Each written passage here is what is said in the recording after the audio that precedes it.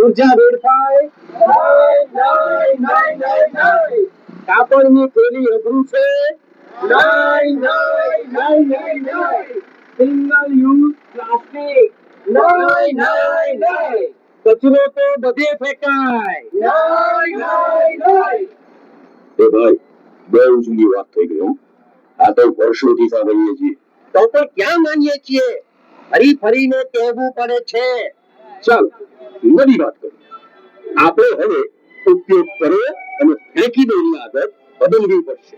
અને સભાન, સાવચેત અને વિચારપૂર્વક વપરાશ પદ્ધતિ અપનાવવી પડશે. રોજિંદા જીવનમાં સરળ, અસરકારક અને સૃષ્ટિને અનુકૂળ આવે તેવા કાર્યો તરફ વળવું પડશે. સૌએ સાથે મળીને ઈમાનદારીપૂર્વક આમ કરવું પડશે. નહીં તો આપણા બાળકોને ફક્ત એક સૂકો હટ, ગરમ અને બિન ઉપજાઉ ગોળો આપીને જઈશું. પૃથ્વી નહીં. ઓ ભાઈ, ખાલી ખાલી નકામી વાતોથી અને મોટા મોટા શબ્દોથી લોકોને ડરાવો નહીં.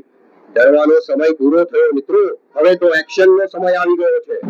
જૈન આંદોલન કરવું પડશે આપણે સૌએ આ કુદરતને બચાવવા માટે. સાધને કહો ચઢાવે બાણ, હવે તો યુદ્ધ એ જ કલ્યાણ.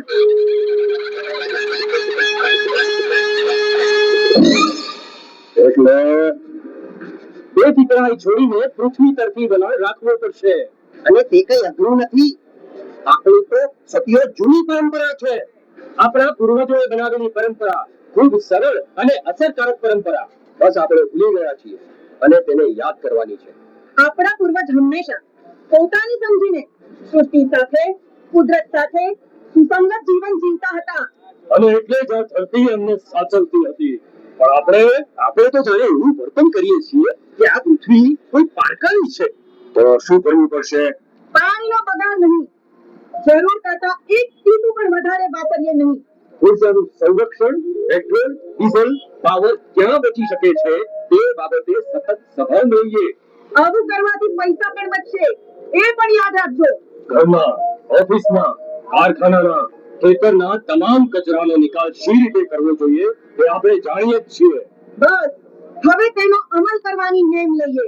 સિંગલ યુઝ પ્લાસ્ટિકનો ઉપયોગ સદંતર બંધ કરવો પડશે. ઘરેથી થેલી લઈને નીકળીએ. પાણી ઘરની બોટલમાં સાથે રાખીએ. દૂધ છાશની થેલી એકદમ ઓછી કાપીએ. સાબુ કે લીમડાના ટૂથબ્રશ વાપરીએ. ચાની દુકાન પર બસ ભાઈ, આ લોકો બધું જાણે જ છે. એને અમલ નથી કરતા ને તો કરશે કરવો જ પડશે. બીજું કે આપણે ઈ વેસ્ટ નો ઘટાડો ખાસ કરવો પડશે. શું કરવાનું? ઇલેક્ટ્રોનિક ઉપકરણો બને ત્યાં સુધી રિપેર કરાવીને પાછા વાપરીએ. અને જો એડવાન્સ વાળો આવે તો નજીકના રીસાયકલિંગ યુનિટ પર જ આપીએ. સેમ રિચાર્જેબલ વાપરીએ અને પેન ડ્રાઈવ કે હાર્ડ ડિસ્કનો ખર્ચો ટાળીને ક્લાઉડ સ્ટોરેજનો ઉપયોગ કરીએ. એક તંદુરસ્ત જીવનશૈલી અપનાવીએ. બાલ્કની, અગાશી, આંગણામાં કે ઓફિસમાં કિચન ગાર્ડન વિકસાવીએ. પોતાના વિસ્તારમાં મળતા લોકલ ફળ શાકભાજી આરોગીએ. યાર, ફક્ત નાની પ્લેટમાં જમવાનું લેશો તો પણ ફરક પડી જશે. અને છતાં ખોરાક વધે તો તેમાંથી કિચન ગાર્ડન માટેનું ખાતર બનાવીએ. મિલેટનો ઉપયોગ ખાવાનામાં વધારીએ. જુવાર, બાજરો, રાગી, કંદની આ બધાના ફાયદા ક્યાં નથી જાણતા આપણે. અહીં થયેલી કોઈ વાત નવી વાત નથી. કોઈ રોકેટ નથી મેળવ્યું. બહુ સરળતાથી આ બધું થઈ શકે છે અને આપણે એ જાણીએ પણ છીએ. બસ પાડવામાં આળસ કરીએ છીએ. તમને જાણીને આનંદ થશે કે આ બધા પાઠ ભારત અત્યારે વિશ્વને શીખવી રહ્યું છે. વિઝન લાઈફ નામનો ધ્યેય આપણે વિશ્વને આપીએ છીએ. તો શું આપણે અનુસરવામાં પાછળ પડીશું? બોલો શું પાછળ પડીશું? ના ભાઈ ના, બહુ મોટી ચૂક થઈ ગઈ અત્યાર સુધી. પણ હવે નહીં. હવે મિશન લાઈફ એ જ મારી લાઈફનું મિશન છે.